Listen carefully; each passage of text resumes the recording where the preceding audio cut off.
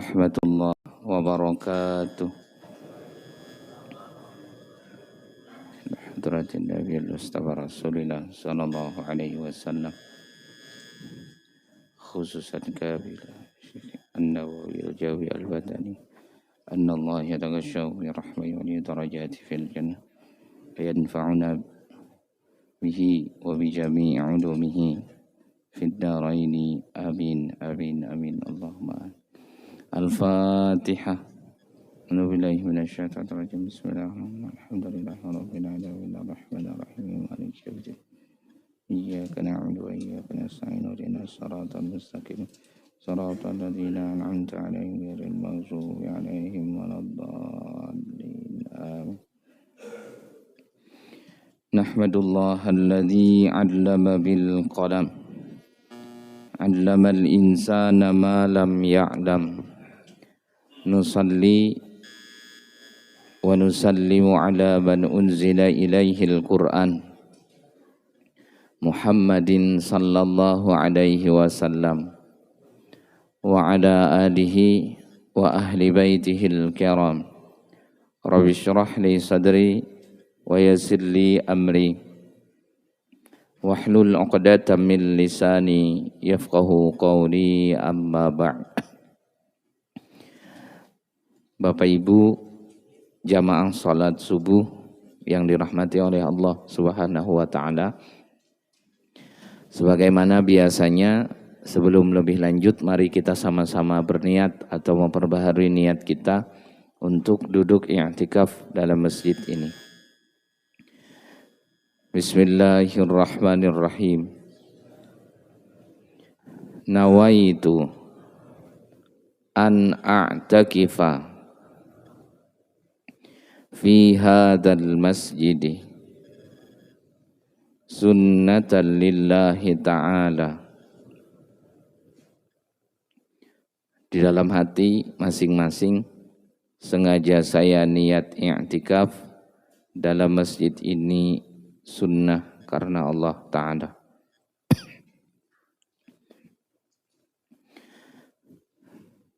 Bapak Ibu jamaah salat subuh yang dirahmati oleh Allah Subhanahu wa taala.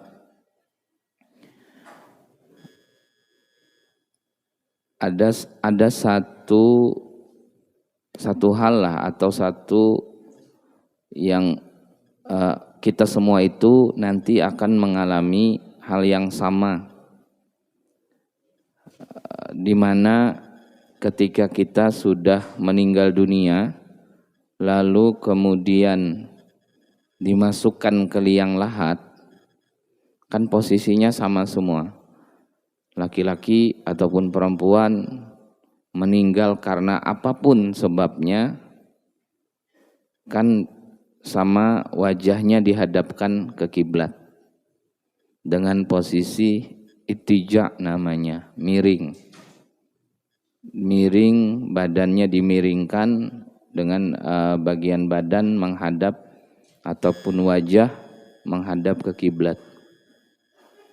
Nah, untuk mengingat hal itu, bahwa kita semua pasti akan mengalami posisi itu nanti, lalu Rasulullah mengajarkan kepada kita, dan hari ini menjadi sebuah kesunahan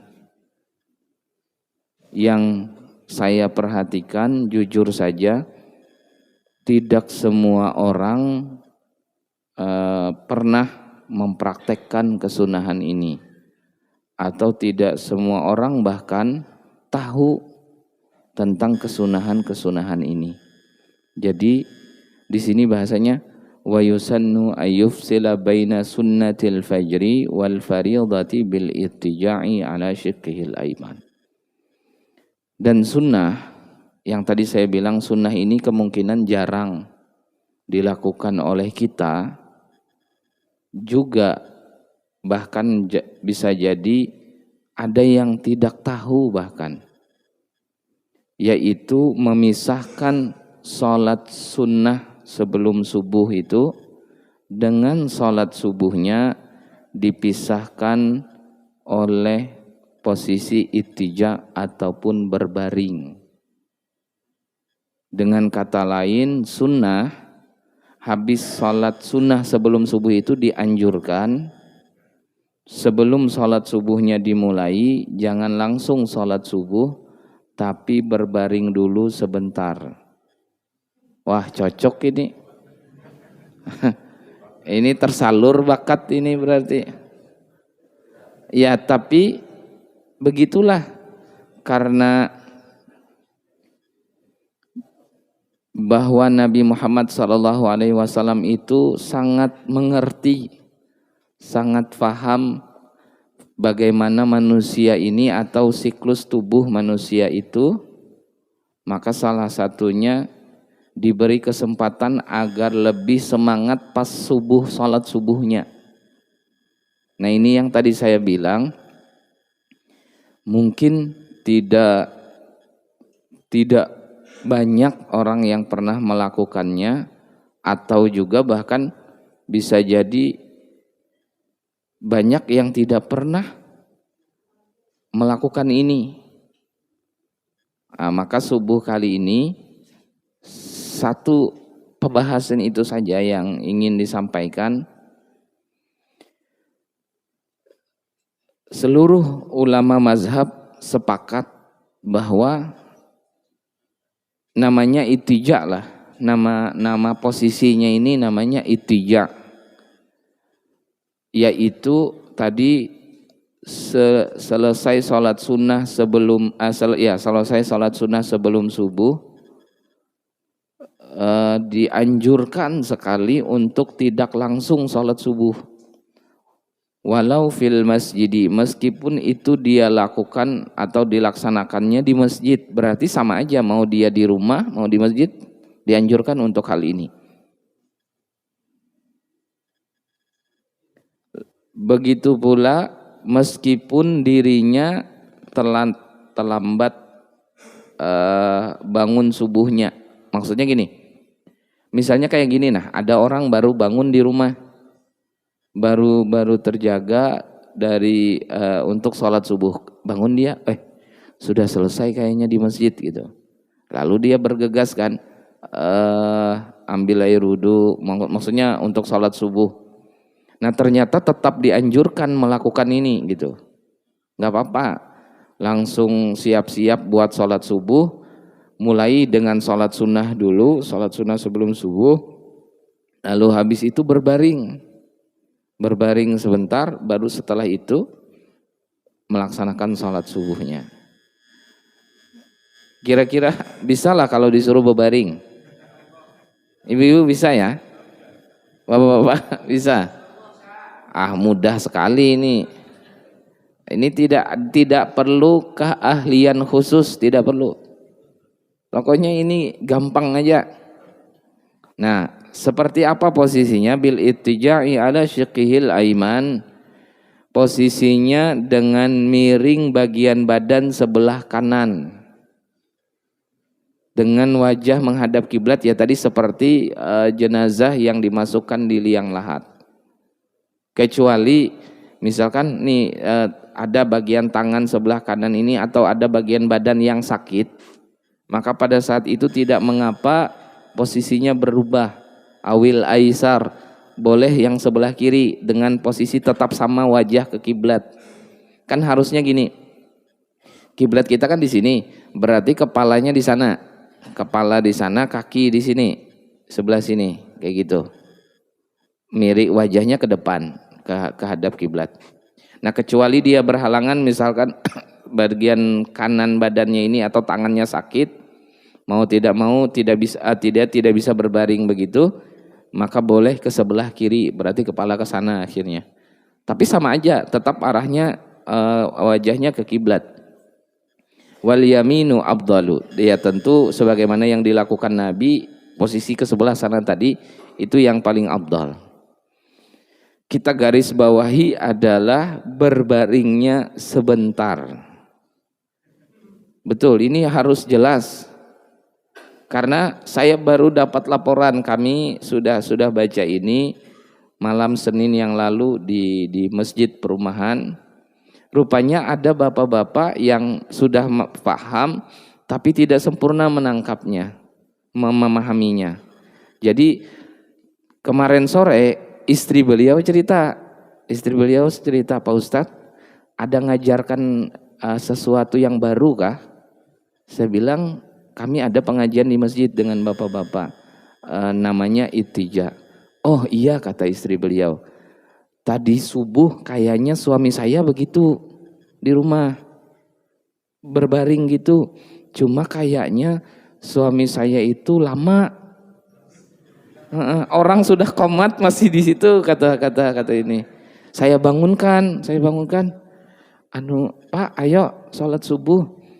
Kenapa lagi berbaring lagi tadi? Katanya padahal sudah bangun lebih awal. Oh, ini ada ilmunya dari Ustadz Wahyu, katanya gitu.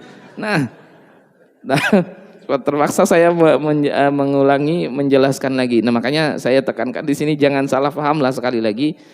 Saya berani bertanggung jawab bahwa berbaring itu sunnah. Bahkan seluruh mazhab saya telusuri sepakat tentang kesunahan berbaring ini. Hanya yang perlu diingat tadi, dia tidak lama. Berbaring sebentar aja. Ya, makanya bahasanya berbaring bukan tidur.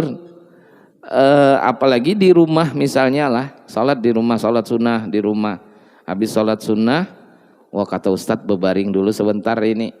Berbaring, lampu dimatikan. Wah ini bahaya jelas kalau begitu.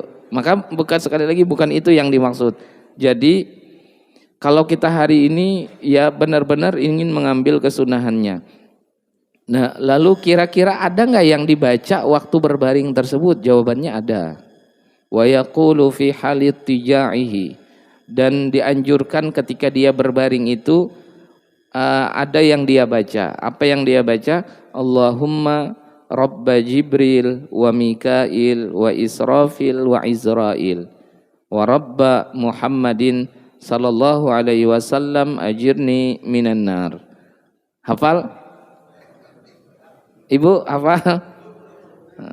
Belum, ya. Kalau sekali baca belum ada bayangan kelihatannya. Dia ini nama malaikat itu tadi kan, Allahumma Rabba Jibril wa Mikail wa Israfil wa Izrail, berarti ada 4 malaikat di situ. Wa Rabba Muhammadin sallallahu alaihi wasallam, dan Tuhannya Nabi Muhammad sallallahu alaihi wasallam, ajirni minan nar salasan, dia baca sebanyak 3 kali. Kalau hafal nama malaikat Jibril, Mikail, Israfil, Izrail, pas sudah itu, cuma ditambah depannya Allahumma Rabba. Rabba itu artinya Tuhan ataupun yang menguasai. Ya Allah, Tuhan yang menguasai, atau Tuhannya malaikat Jibril, malaikat Mikail, Israfil dan Izrail, dan Tuhannya Nabi Muhammad SAW, bebaskan saya dari siksa neraka. Jadi kalau tidak terlalu hafal nama malaikat memang susah. Takutnya tertambahi Yusril di sini.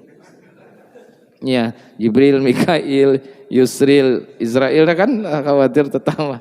Jadi Sahril takutnya bertambah itu. Jadi 4. Kalau tidak hafal juga nih doa yang agak panjang ini tadi, maka cobalah dengan yang paling pendek.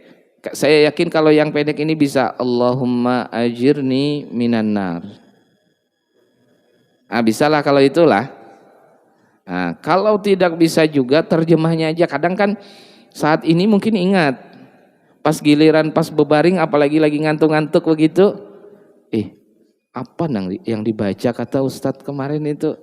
Maka coba ingat-ingat terjemahnya untuk minta dibebaskan dari siksa neraka. Jadi begitu berbaring, ya Allah bebaskan saya dari siksa neraka. Diulangi sebanyak 3 kali. Bisa kira-kira lah. Jadi saya rasa tidak perlu mencontohkan berbaringnya itu, karena sekali lagi ini tidak perlu skill, tidak perlu keahlian khusus. Asal berbaring miring itu aja maksudnya. Berbaring miring dengan posisi badan sebelah kanan. Nah, kalau kita berapa lama berbaringnya, ya sekedar membaca itu. Saya praktekkan pada saat membaca itu dengan lengkap ya, berbaring lalu Allahumma rabba Jibril wa Mikail wa Israfil wa Izrail wa rabba Muhammadin sallallahu alaihi wasallam ajirni minan nar. Allahumma rabba Jibril wa Mikail wa Israfil wa Izrail wa rabba Muhammadin sallallahu alaihi wasallam ajirni minan nar. Itu saya baca sebanyak 3 kali, kurang lebih 1 menit aja berarti. Kisaran itu. Berarti apa? Insya Allah aman daripada bablas tadi. Makanya ya paling lama 1 menit 2 menit. Habis itu bangun. Dan hebatnya lagi di sini di mazhab Syafi'i lah, walau fil masjidi, meskipun ini dilaksanakan di masjid, lakukan saja. Memang hari ini kesusahan kita melakukan ini, masih banyak yang sholat subuh di masjid itu yang mereka tidak sama pahamnya atau tidak paham tentang ini. Pasti akan menyangka macam-macam. Ya saya berharap minimal di Baitul Maghfirah, khususnya yang hadir, tidak akan aneh melihat itu.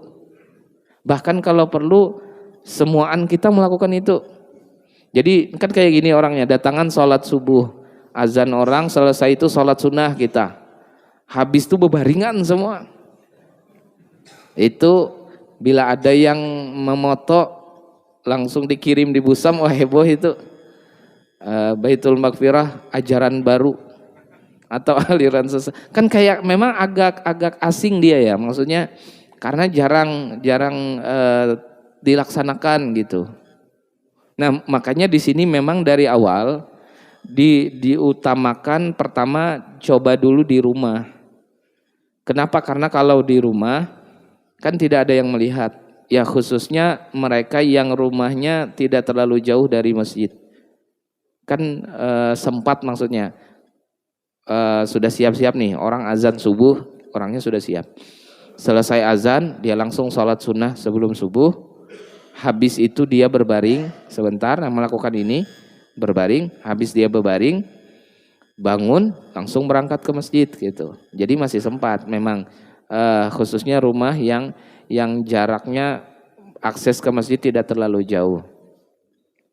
Nah saya pribadi jujur saja memang tidak sering melakukan ini, tapi saya beberapa kali dan memang saya rata-rata melakukan itu semua di rumah. Karena saya juga tidak jauh dari masjid, tinggal rumah kami. Lalu biasanya saya orang azan sudah siap, selesai azan saya langsung sholat sunnah, habis itu berbaring. Habis itu baru berangkat ke masjid. Sempat kok karena subuh lumayan jeda antara azan dan iqomahnya itu masih cukup. Tapi tadi ternyata kalau memang kita ini kalau dari rumah ke masjid bisa terlambat akhirnya. Ya sudah kalau gitu dari awal aja datang di masjid. Ke masjid selesai sholat sunnah berbaring aja. Berbaring aja sudah. Ya mudah-mudahan tadi tidak ada fitnah, tidak ada sangkaan-sangkaan, ya khususnya datang dari orang yang memang sebetulnya tidak paham, tidak mengetahui hal ini. Ya makanya tadi saya sampaikan minimal yang hadir ini paham atau mengerti bahwa itu juga bagian daripada kesunahan. Jadi dalam fikih 4 mazhab semuanya sepakat mengenai ini. Hanya ada beberapa perbedaan pendapat itu di mazhab Hanafi sendiri. Ini sunnah dilakukan dengan berlaku untuk siapa sunnahnya? Untuk yang sholat tahajud. Nah bedanya itu di mazhab Hanafi kayak gitu tuh sunnah, tapi orang ini syaratnya sebelumnya sholat tahajud. Kalau dia tidak sholat tahajud tidak sunnah gitu. Nah, tapi di mazhab Hanafi, nah di mazhab Syafi'i dia mutlak tuh mau orang ini sholat tahajud tidak sholat tahajud tetap dianjurkan begitu, dianjurkan untuk melakukan itu gitu. Ya namanya tadi ittija, posisinya adalah miring di sebelah kanan badannya, wajahnya menghadap ke kiblat. Dia lakukan itu di tempat dia sholat. Dia tempat dia sholat sunnahnya, misalnya kita sholat sunnah di sini, ya sudah baring aja di situ. Bisa dipahami? Nah, lalu tadi ada yang dibaca. Kalau tidak hafal juga dengan tingkat kesulitan menghafal, ini kan kalau ibaratnya ditulis, lalu kita coba hafal, insya Allah sebetulnya bisa akhirnya ini hafal. Ya di saat ini mungkin kurang lebih 2 minggu lah menghafalnya. Ya sesuai faktor U sudah kan? 2 minggu. Kenapa 2 minggu baru hafal padahal tidak terlalu panjang? Ya tadi faktor U, faktor umur dan faktor utang. Jadi lambat baru hafal. Coba saya ulangi bacanya gini. Allahumma Rabba Jibril wa Mikail wa Israfil wa Izrail wa Rabba Muhammadin sallallahu alaihi wasallam ajirni minan nar. Hafal ibu-ibu? Insya Allah nanti hafal. Baitul Maghfirah ada grupnya. Ada, nanti saya kirim ya kirimkan saja di grup, maksudnya bisa saja di-share doanya itu gitu. Nah, yang nanti saya kasih harokat, kasih baris, juga saya kasih terjemahnya. Jadi biar bisa, maksudnya gini, kalau memang belum hafal nggak apa-apa, bisa saja sambil dibaca nanti pas berbaring baca. Ataupun kemudian kalau memang sulit juga ya sudah baca aja Allahumma ajirni minan nar. Bacanya 3 kali. Allah ngerti aja bubuhan gang 6 ini. Bubuhan M. Said kayaknya ini. Nah, jadi nggak apa-apa kalau misalkan tidak hafal juga. Seandainya memang sulit sekali, pada akhirnya untuk membaca itu minimal berbaringnya saja. Artinya tanpa ada yang dibaca juga nggak apa-apa. Nah, jadi begitu sholat sunnah, berbaring, habis itu bangun, ya biasanya kan ada ya Hayyu ya Qayyum yang dibaca selanjutnya itu. Karena dia tidak lama, sekali lagi tidak lama. Nah, tadi saya sampaikan di awal kan, ulama coba menangkap kenapa Nabi itu melakukan ini sebelum subuh itu. Jawabannya ya tadi, Nabi itu ingin mengajak atau mengingatkan bahwa di awal hari, kan subuh itu awal hari.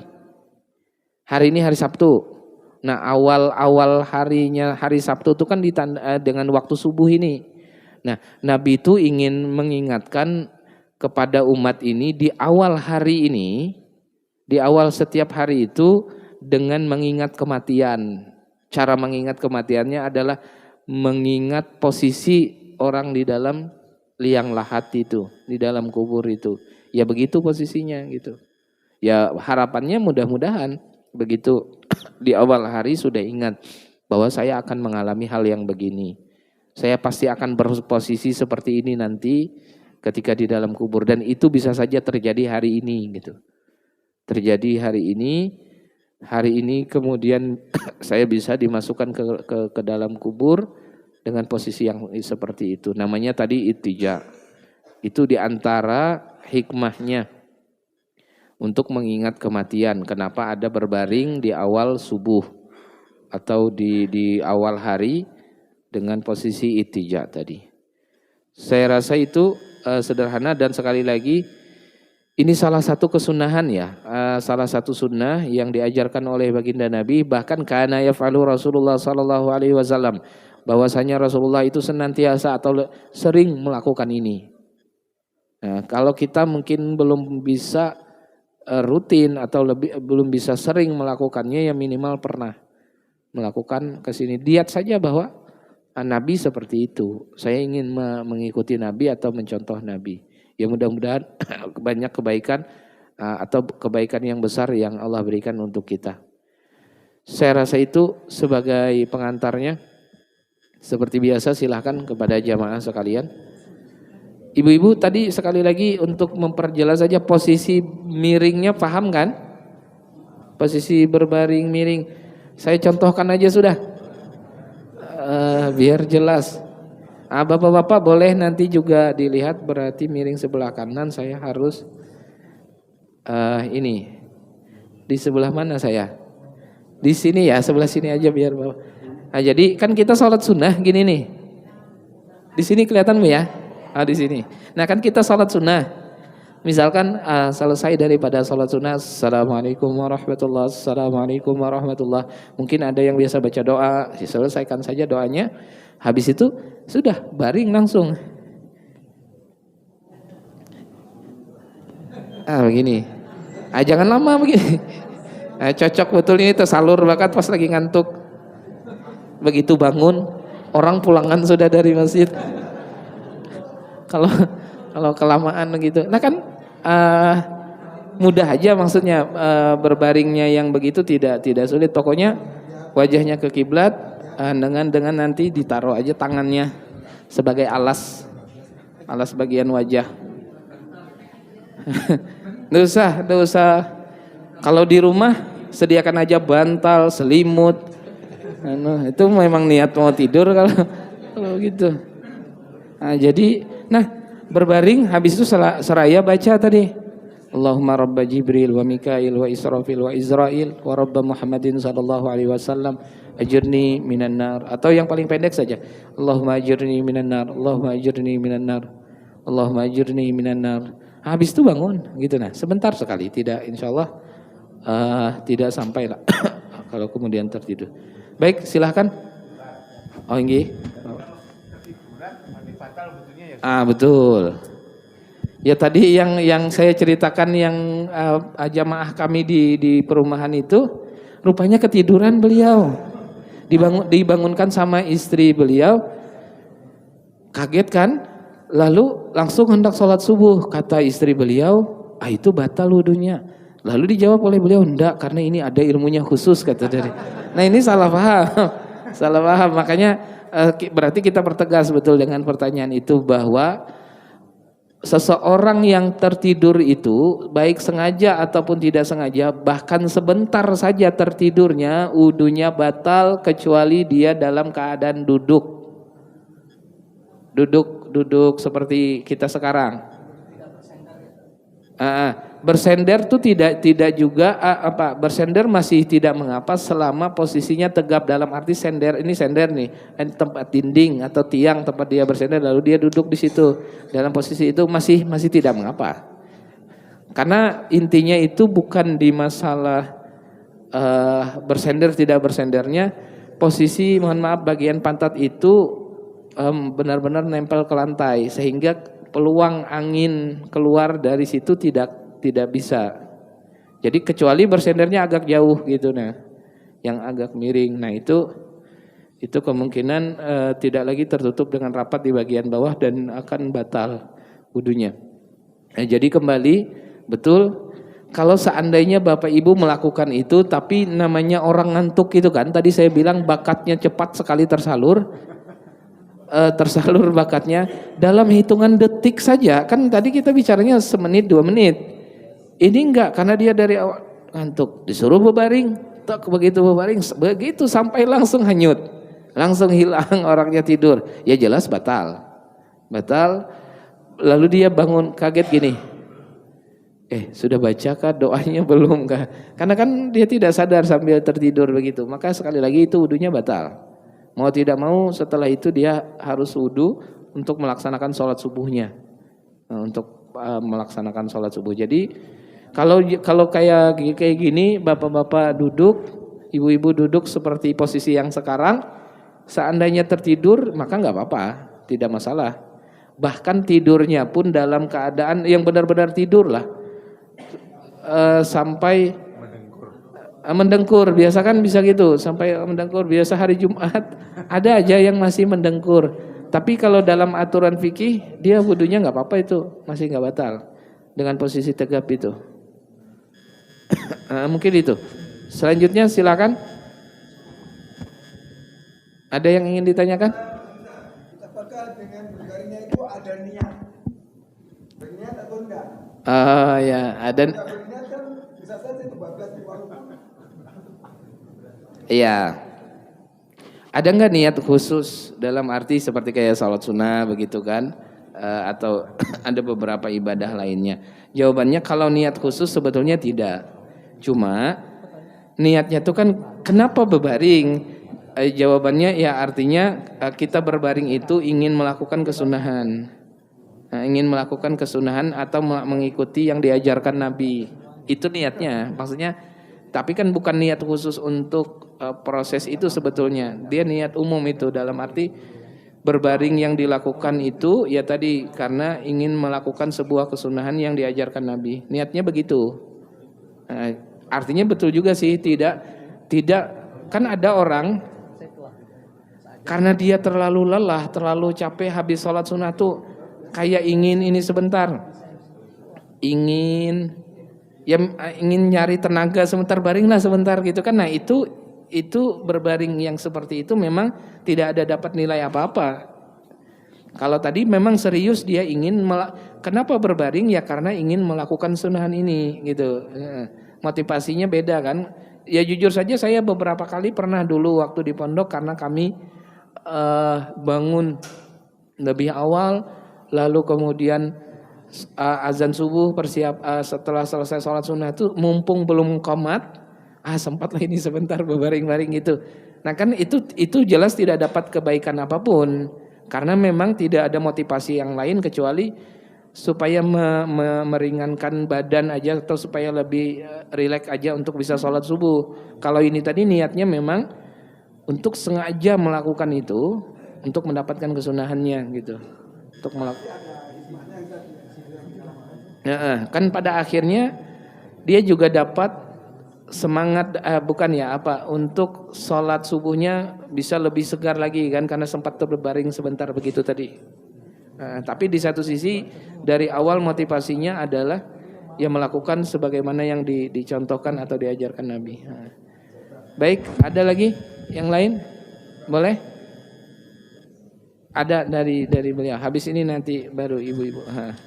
Ada ibu-ibu di belakang, iya.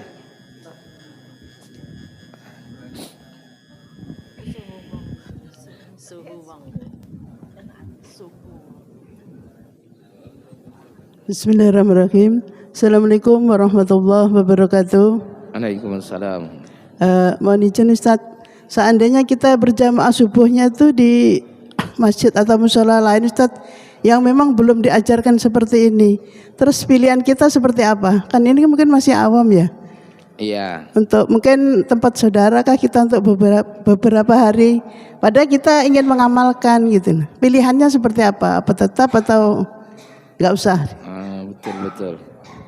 Terima kasih. Assalamualaikum warahmatullahi wabarakatuh. Waalaikumsalam warahmatullahi. Ini kan kita sampaikan di Masjid Baitul Maghfirah.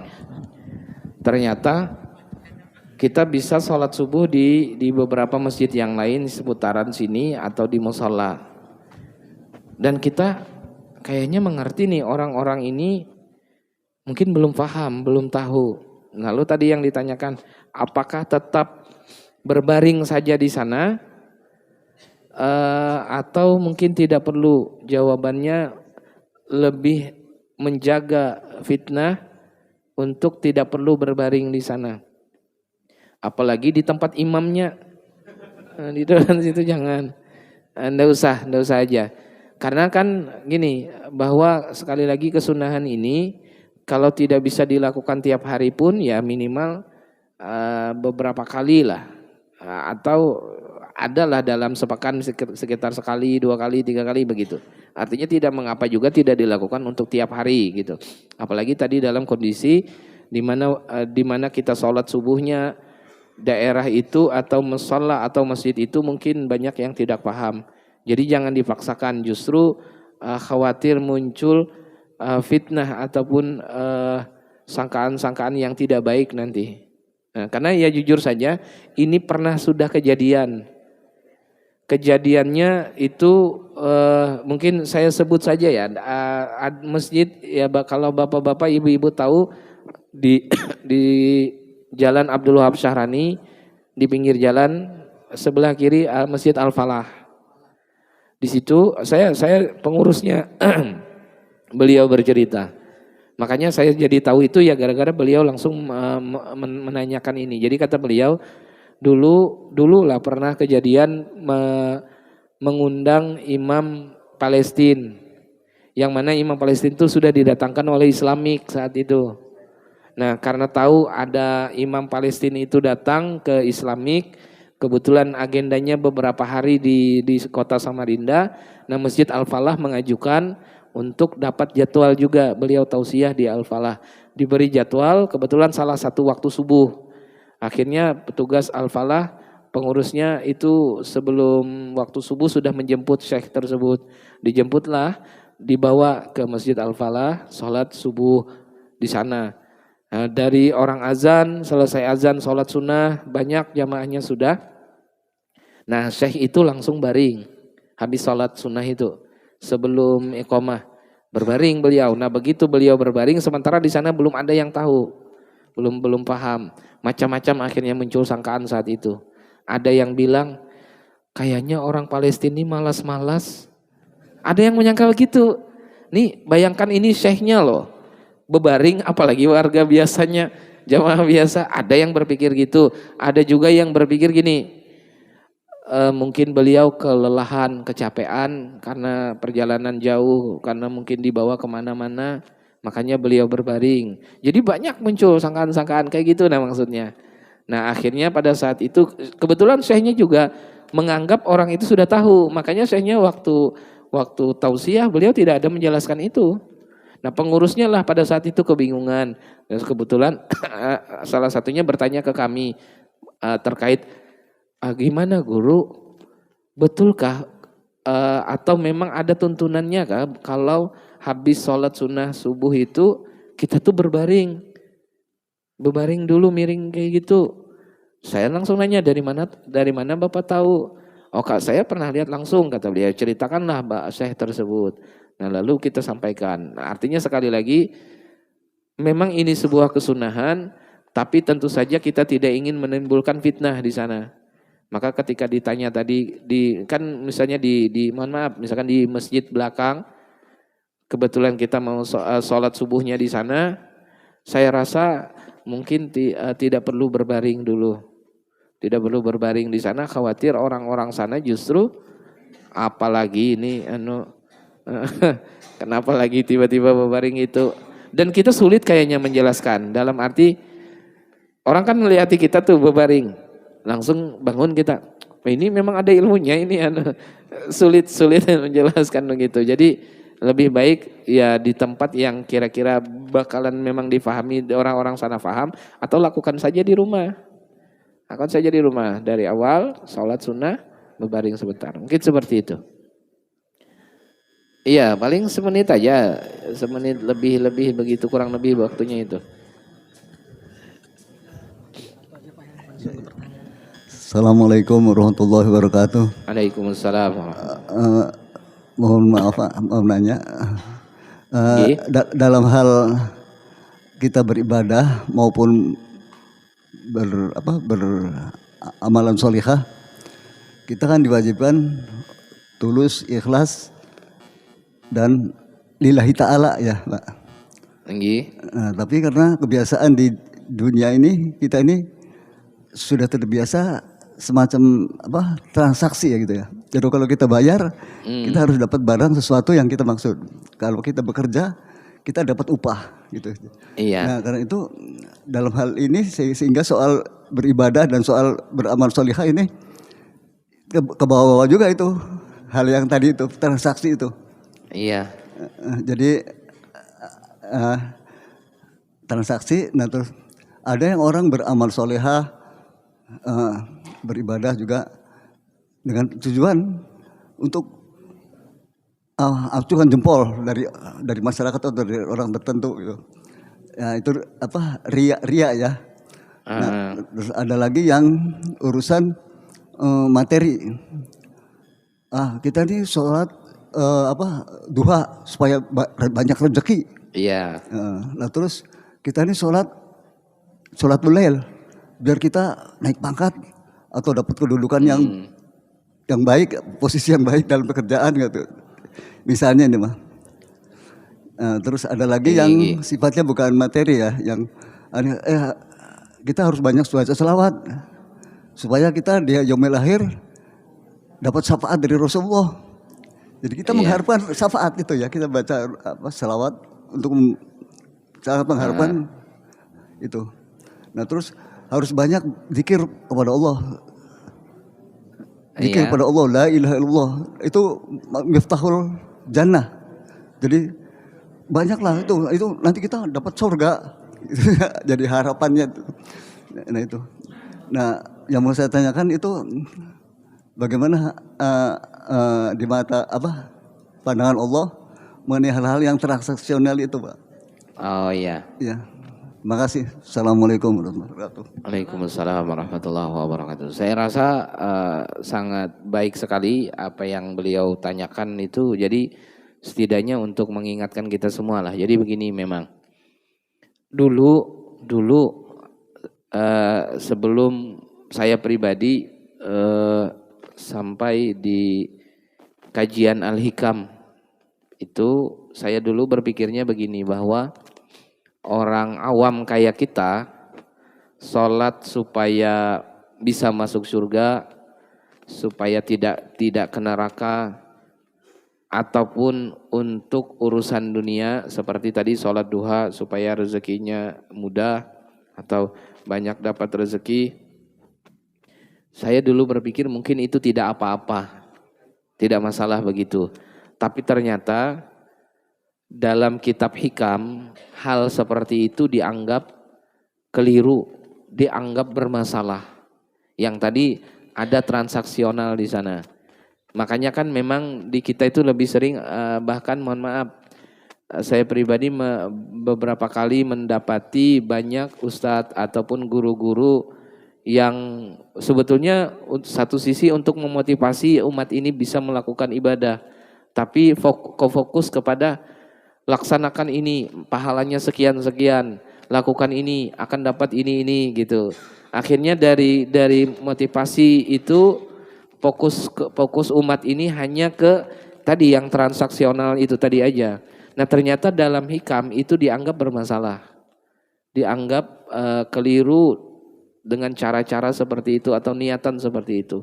Lalu bagaimana tuntunannya? Ternyata dia tidak menghilangkan tujuan yang supaya dapat harta, rezekinya dimudahkan, supaya bisa masuk surga, ataupun supaya dapat nilai pahala yang banyak dan seterusnya itu. Ternyata di hikam itu ada caranya, tidak dihilangkan yang itu, tapi hanya diatur letaknya. Nah, maksud saya gini. Begitu kita sholat duha itu kan tadi supaya dimudahkan rezeki, nanti di akhirat diberikan pahala ataupun diposisikan dengan derajat yang tinggi. Ternyata itu boleh, tidak dihilangkan, cuma tidak boleh ditaruh nomor 1. Ditaruhnya nomor 2, 3 dan seterusnya. Yang nomor 1 yang tidak boleh tidak ada, tidak boleh hilang. Karena Allah suka apa yang dilakukan itu. Karena Allah yang nyuruh begitu. Ini yang disebut lillahi ta'ala maksudnya. Ngertilah. Kenapa kita sholat subuh tadi? Jawabannya karena Allah nyuruh kita sholat subuh. Yang kedua, supaya sekalian tidak masuk neraka. Supaya dapat pahala yang besar. Nah, kan ditaruh di belakang. Nggak apa-apa kalau begitu. Tapi begitu kenapa sholat subuh? Ya supaya nggak masuk neraka. Nah kehilangan Allahnya gitu. Nah maka di sini sulit disebut dengan lillahi ta'ala. Bahasa lillahi ta'ala itu kan karena Allah artinya. Karena Allah ta'ala. Nah maka semua ibadah yang dilakukan harus karena Allah. Maksudnya karena Allah itu karena Allah nyuruh, karena Allah perintahkan, karena Allah suka. Itu dulu Allahnya dulu yang gak boleh hilang, yang di nomor 1. Setelahnya di belakangnya ada tambahan supaya ini. Itu gak apa-apa. Khususnya untuk orang awam. Bisa dipahami? Nah, berarti tidak mengapa ada transaksi yang diharapkan, tapi bukan itu di awal. Ketika itu di awal ternyata itu bermasalah. Ya tadi akhirnya sia-sia ibadahnya. Bisa saja kemudian Allah kasihkan apa yang dia inginkan, itu aja yang dia dapat, tapi dia tidak dapat yang lain gitu. Nah jadi kalau urutannya dia ada 3. yang paling minimal atau bahasanya paling rendah sudah tapi masih dapat. Yang kedua sudah lumayan bagus. Yang ketiga yang paling bagus. Urutannya tuh gini, maksudnya gini. Yang paling rendah, paling bawah itu dia melakukan ibadah karena Allah. Nah, ini kan yang diterima semuanya, 3 aja yang diterima, yang selain itu tidak diterima. Karena Allah, dia melakukan itu supaya Allah suka, supaya Allah senang, karena Allah perintahkan begitu. Di satu sisi, setelah itu dia niat supaya dapat kebaikan dunia. Ya tadi contohnya salat duha. Rajin salat duha, begitu salat duha, seandainya mau ditanya jujur, di hatinya tuh bilang gini, ya Allah, saya sholat duha ini karena Engkau anjurkan, karena Engkau suka dengan saya sholat duha. Itu lillahi ta'ala namanya. Tapi satu sisi saya juga berharap rezeki saya dimudahkan atau diluaskan rezeki saya. Kan dunia yang dipintanya setelah dia bilang atau niat khusus karena Allah itu. Maka ini sudah diterima, tapi posisi paling rendah. Ada yang kedua, motivasinya Allah yang penting Allahnya tidak boleh hilang, karena ini tadi yang diterima.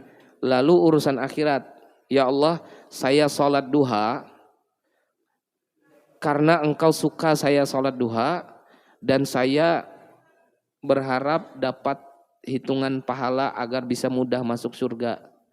Motivasinya akhirat tambahannya, jadi dia nggak penting urusan dunianya. Urusan dunia itu mau dapat mau tidak dapat dia nggak apa-apa. Bisa dipahami?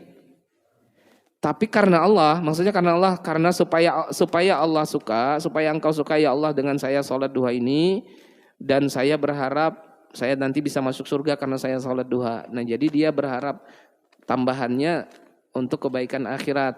Ini derajat yang kedua. Dia tidak berpikir untuk dunianya. Kalau yang pertama tadi dia karena Allah tapi ada tambahan dunia gitu nah. Nah yang ketiga ini yang paling tinggi. Disebut khawasul khawas itu, ya Allah saya sholat duha supaya Engkau suka. Itu aja, nggak ada tambahan yang lain. Terserah aja, nanti saya dimasukkan ke surga, saya dapat pahala banyak. Nanti di dunia saya dikasih rezeki, harta. Dia nggak pikir itu.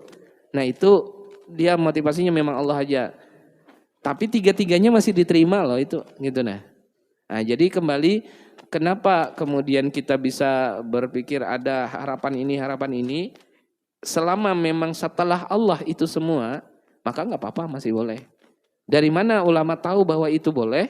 Ya ternyata di Al-Quran, hadis-hadis sendiri banyak mengabarkan tentang keutamaan itu kan. Orang yang bisa sholat ini kan itu dari Nabi.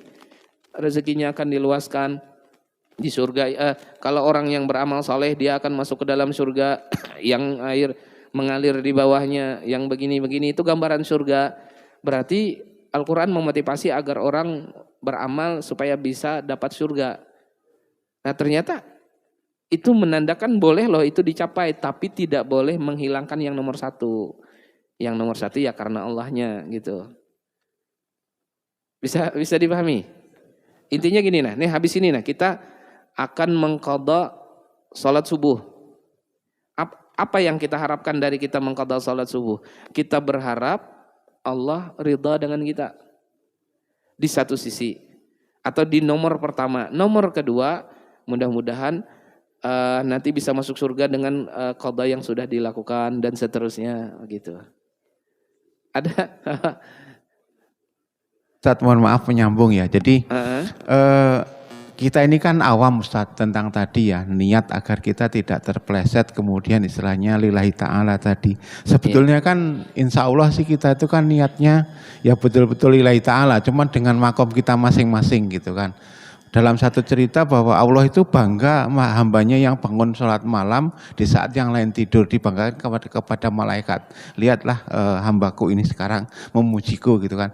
Cuman kan motivasi kita kan macam-macam gitu ya. Nah kemudian ini mohon maaf saya pernah dengar diajarkan kalau kamu tidak bisa berniat dengan baik ya sudah istilahnya bersandar saja, niatkanlah saja seperti orang-orang soleh yang terdahulu. Gitu kan ya, ketika mereka beribadah itu apakah boleh? Kemudian yang kedua, kita ini kan dalam satu riwayat kan Nabi Rasulullah itu berdoa banyak hal gitu, tapi kemudian sahabat bertanya, doanya kok banyak sekali kita tidak hafal. Ya sudah, kalau tidak hafal berdoa saja.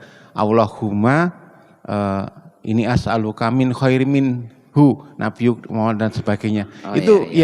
Itu seperti apa Ustaz? Apakah kita boleh seperti itu, seperti orang awam gitu, agar tidak istilahnya yang praktis saja lah, tidak ribet untuk kita yang awam seperti ini. Terima kasih. Assalamualaikum warahmatullahi wabarakatuh. Waalaikumsalam warahmatullahi wabarakatuh. Jadi ginilah sebetulnya niat itu inbi'asul qalbi itu bahasanya. Ini niat, yang namanya niat itu sebetulnya terkadang sebetulnya tidak mesti harus diucapkan atau benar-benar di hati, karena kan kalau bahasa Banjarnya itu geritik hati gitu, nah bisa di ini. Seandainya boleh jujur, kita sholat subuh untuk apa gitu kan? Sholat subuh untuk apa? Berbeda loh dengan sengaja saya sholat subuh 2 rakaat jadi makmum karena Allah Ta'ala, kan niat disebut tuh. Tapi sebetulnya ada yang sebelum itu kita rela bangun pagi-pagi subuh-subuh di jam-jam 4 bahkan setengah 5, kita rela harus berjalan dari rumah menuju masjid. Itu kalau kemudian kita ditanya dalam arti hati nurani kita, pasti semuanya ada jawabannya. Untuk apa melakukan itu? Nah, kan itu yang kemudian pasti nurani kita akan bilang, saya supaya masuk surga, saya supaya tidak berdosa, karena kan sholat subuh itu wajib, begitu pikirannya. Nah, itu yang dimaksud dengan niat tadi, bahwa ayolah rubah. Begitu kita bangun jam 4, untuk apa bangun pagi-pagi seperti itu, cepat sekali bangun. Hatinya ditata lagi, agar Allah suka dengan saya ini, agar Allah senang dengan saya. Sudah itu dulu. Lalu di sisi yang lain, ya mudah-mudahan bisa masuk surga juga, terhindar dari neraka gitu. Nah, adapun yang kemudian seperti tadi bahwa itu teknis dalam berniat, benar. Kan termasuk sholat jenazah, sholat gaib itu kan bisa, atau sholat jenazah sama. Kan itu namanya niat dalam syariatnya. Ketika kita sholat, kita tidak ngerti mayit ini laki atau perempuan, atau kita tidak terlalu paham, misalkan sholat gaib, ya sudah kita niatnya apa? Sengaja saya sholat jenazah atau sholat gaib sebagaimana sholatnya imam, atau seperti niatnya imam karena Allah Ta'ala bahasanya. Maka itu yang dimaksud tadi. Karena kan ada itu niat syariat, kalau bahasanya itu niat syariat dia yang harus dialirkan di hati. Padahal sebelum itu hati itu sudah berniat sendiri, dia otomatis. Yang membuat orang itu bergerak kan sebetulnya dari motivasi awalnya apa kan, gitu. Nah, yang dimaksud niat di sini tadi yang membuat dia bergerak di awal itu. Yang dimaksud dengan niat yang dibahas dalam itu. Jadi intinya gini. Ya mohon maaf, mudah-mudahan seandainya ada yang kurang tepat bisa kita rubah. Kan sedikit banyaknya kupon undian umrah itu berpengaruh loh itu. Berpengaruh untuk kita datang ke sini. Ngerti lah? Jangan sampai itu jadi nomor 1.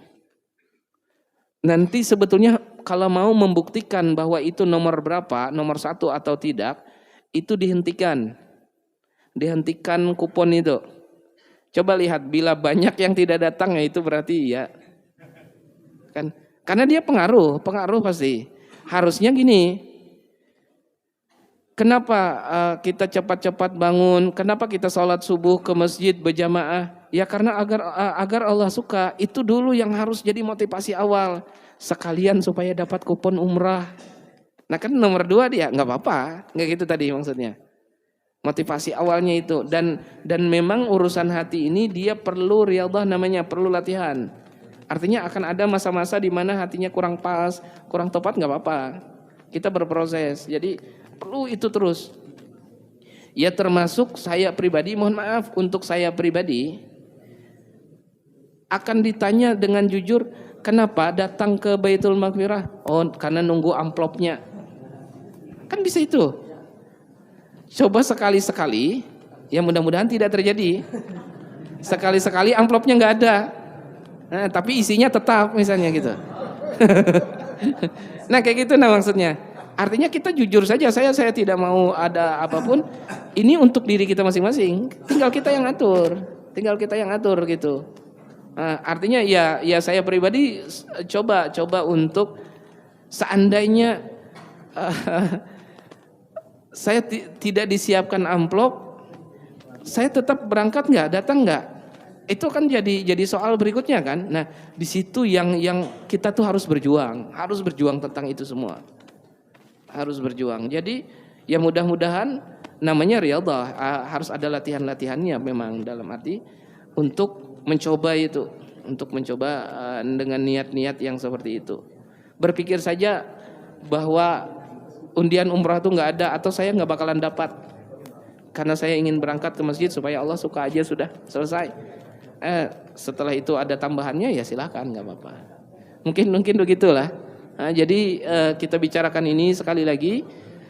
Mudah-mudahan kita juga tidak bisa menguasai hati kita ini, bahwa sesungguhnya maha pembolak-balik hati itu adalah Allah juga. Ya di satu sisi kita akan tetap memohon kepada Allah agar diberikan hati yang baik itu. Ustaz, bisa saya Ustaz? Boleh, silakan. Terakhir Ustaz.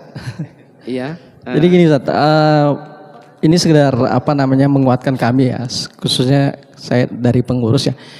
Kadang kami memang ini membuat membuat program-program ini dengan tanda kutip pancingan-pancingan kan.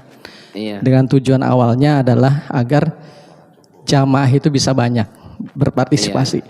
Cuma di satu sisi kami juga takut juga tanda kutip nih Ustaz. Justru program ini tanda kutip menjerumuskan jamaah untuk tidak menjadi ikhlas tadi ya. Nah bagaimana posisi kita nih? Di satu sisi kami pengen program ini banyak pesertanya, tapi di satu sisi juga kami khawatir gitu. Justru dengan program ini kamu loh menjerumuskan jamaah menjadi tidak ikhlas. Dia datang karena ini, karena itu dan segala macam. Mohon bagaimana mengatasi dilema ini di satu sisi ya. Itu aja. Assalamualaikum warahmatullahi wabarakatuh. Waalaikumsalam warahmatullahi wabarakatuh. Sebetulnya selama jamaahnya dengan punya pemahaman yang tadi nggak ada masalah. Memang yang jadi risiko ini ada jamaah yang dia tidak punya pemahaman yang seperti kita sampaikan tadi. Itu artinya juga sekali lagi dalam syariat memberikan motivasi itu sesuatu yang tidak dilarang dia. Kan boleh, makanya di fikih sendiri ibadah yang dilakukan pun sah secara ilmu syariat ya. Artinya bapak ibu yang datang sholat subuh sama sekali tidak akan dianggap tidak sah sholat subuhnya, nggak ada. Selama syarat dan rukunnya terpenuhi. Nah memang dia bicara di hal yang lain sebetulnya. Artinya untuk ibadahnya maka beres. Kan dalam fikih itu boleh katanya melakukan sholat sunnah dengan motivasi karena dijanjikan kamu kalau mau sholat sunnah saya kasih sekian. Lalu ada orang yang berdiri untuk melakukan sholat sunnah. Lalu dia diberi sesuai yang dijanjikan. Nah di fikih disebut itu, artinya secara syariatnya ya tidak mengapa sebetulnya hal itu tetap dijalani. Nah memang yang harus muncul di awal adalah niat untuk mendatangkan kebaikan. Kan tadi motivasi kan untuk orang datang beribadah, orang semangat menjalani ibadah di masjid ini. Lalu di sisi yang lain pelan-pelan jamaahnya kita kita ajak untuk meluruskan niat. Nah, seandainya ada kurang atau ada yang kurang pas, kita serahkan ke Allah. Tapi secara syariat itu sudah artinya itu tidak melanggar syariat gitu. Tidak melanggar aturan agama, hanya kita bicara ingin lebih baik saja sebetulnya kan. Ingin naik level lagi sebetulnya. Ya suatu saat ketika semuanya sudah naik level, nggak perlu ada itu, sudah nggak apa-apa lagi. Cuman kelihatannya nggak naik ini lama baru naiknya. Tapi sekali lagi secara syariat dia tidak bertentangan, tidak melanggar syariat. Artinya yang ada dikasih janjikan ini itu tidak mengapa di fikih. Karena di fikih diberi ada pembahasan itu. Tapi karena dia bicara syariat, ya sekali lagi itu tidak terlarang gitu. Mungkin begitulah. Nah, jadi pelan-pelan seraya kita berdoa saja ya Allah, mudah-mudahan ada masanya sampai kita akhirnya datang ke masjid ini kita sudah tidak pernah berpikir dapat kupon atau tidak, tapi yang jelas Allah sudah suka sama kita. Allah sudah ridha dengan kita ketika kita sudah melakukan ketaatan itu. Ya mudah-mudahan sampai pada titik itu yang disebut dengan khawasul khawas tadi. Mungkin itu, mudah-mudahan ada manfaatnya. Mohon maaf atas segala kekurangan. Teriring doa, ya sekali lagi apa yang kita bicarakan di terakhir ini mudah-mudahan itu benar-benar kita harapkan, karena semua ibadah itu akan menjadi sia-sia kalau kemudian motivasinya Allah hilang di sana, tujuannya bukan untuk Allah. Ya mudah-mudahan makin bisa terjaga hati, makin baik, Allah bolak-balikan hati, Allah balikkan dengan keadaan yang lebih baik atau niat yang lebih ikhlas tentunya karena Allah Ta'ala. Mudah-mudahan Allah ridha dengan kita semua. Amin. Amin ya rabbal alamin. Kita tutup dengan doa kafaratul majlis. Subhanakallahumma wa bihamdika asyhadu an la ilaha illa anta astaghfiruka wa atubu ilaik. Wassalamualaikum warahmatullahi wabarakatuh.